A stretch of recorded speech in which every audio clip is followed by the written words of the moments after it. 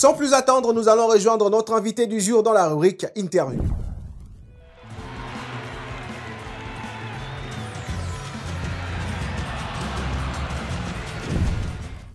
Salut tout le monde, je suis Jevoni Moulumba, journaliste, présentateur et analyste sportif à Kyria Media Channel, KMC, et initiateur du média sport au féminin qui est spécialisé dans les domaines de sport féminin et qui met en valeur le pratiquant et ceux qui font le sport au féminin en RDC et partout dans le monde. Et ça se lit Msichana qui veut tout simplement dire jeune fille.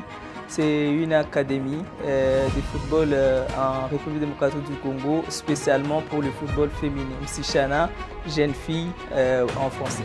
Après l'arrivée de l'entraîneur marocaine Lamia Boumedi dans Mazembe, et après le sacre et la première participation en Ligue de champions féminine où elles étaient sorties en phase de groupe, il y a eu, après la 14e édition bien évidemment du championnat national féminin, l'idée de créer une académie qui devrait accompagner les grands projets du football féminin dans Mazembe. Msichana se situe en République démocratique du Congo, dans la province du Haut-Katanga, dans la ville de Lubumbashi. C'est une académie créée dans l'idée d'accompagner ces grands projets du football féminin de la grande famille Corbeau, la grande famille Mazembe, et qui est en train d'émerger aujourd'hui à sa deuxième saison d'existence.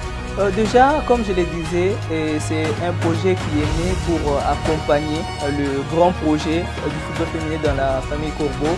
Et déjà lors de la première édition, de la première participation au championnat national, c'était lors de la 15e édition, Msichana avait terminé 4e. Ça sentait déjà qu'il y avait un recrutement fait sur base des talents et sur base des compétences qui devraient en tout cas accompagner les projets Mazembe.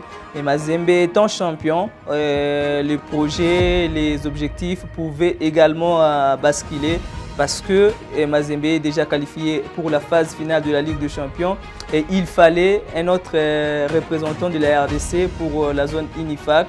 On le croit bien avec tout ce qui s'est passé cette saison. On a vu des joueurs qui étaient dans Mazembe qui ont été envoyés chez Msichana pour renforcer. Ça veut dire que ça montrait déjà que l'objectif était que Msichana aille jusqu'au dernier niveau du championnat national, la 16e édition bien évidemment. Et l'objectif, est-ce que c'était de remporter le championnat? Je dirais pas tout de suite parce que c'est un projet qui s'inscrit sur un long terme. Et les gagner, c'est un espoir qui est arrivé. Même si Msichana, c'était une équipe déjà prête parce que dès la première participation, ils étaient 4e. Ça montre que c'était déjà une génération qui était arrivée pour bouger les lignes. Bon, déjà sur cette saison, si je devrais commencer par là, Mazembe, après 5 années d'existence, n'a perdu que 2 matchs. Et ces 2 matchs sur terrain, c'est contre Msichana, d'abord au championnat local de Lubumbashi, 2-1, et en demi-finale de la Coupe du Congo qu'on appelle championnat national. Et cette victoire si on peut l'appeler tapis vert parce que Mazembe était sur terrain avec 7 joueuses et n'avait pas eu à terminer le match qui était à 1-0. Mais par rapport aux objectifs, ça change en termes des enjeux de l'ère. Par exemple, sur cette saison, Mazembe était déjà qualifié pour la phase finale. Je me dis, Mazembe contre Msichana. Si c'était en finale, on garderait Mazembe comme champion parce qu'on sait que Msichana serait qualifié directement. Mais en demi-finale, ça change en tout cas toute la ligne parce que là, on laisserait Msichana aller se battre pour cette place africaine parce que c'est avantageux également pour ces filles qui sont préparées pour être l'avenir de Mazembe demain.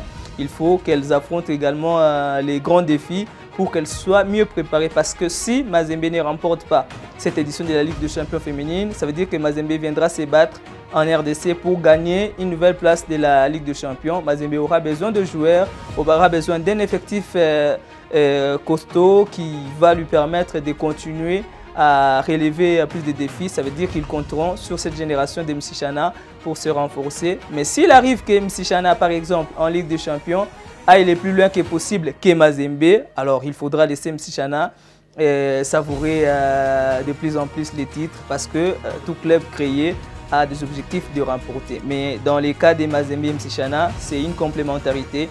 Ça dépendra de qui est supérieur à l'autre par rapport aux prestations sur le terrain.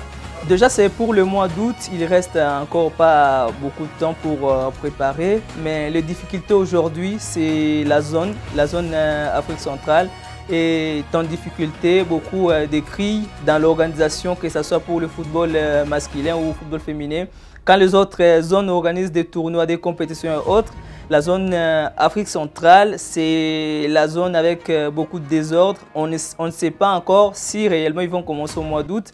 Mais là également, pour le football féminin, il y a des soucis. Parce qu'au-delà de la RDC qui organise un championnat normal, ou du Cameroun avec la qualification des Boloa qui est également qualifié pour les tournois zonaux de l'UNIFAC, on attend le Congo-Brazza où le championnat féminin était suspendu et on ne sait pas si ça va répondre. On attend également la Guinée équatoriale. C'est les pays qui donnent en tout cas des clubs qui se battent jusqu'au bout. Les autres, ça tâtonne encore. Donc au vu de ce tableau qui se dessine, je crois que Msichana, avec l'effectif qu'il a aujourd'hui, des joueuses venues des Mazembe qui ont renforcé, comme par exemple Esther Dikisha qui était d'ailleurs avec le Léopard à la CAN, ou Brigitte Ngamita aujourd'hui, deux fois de suite, meilleure gardienne de la RDC.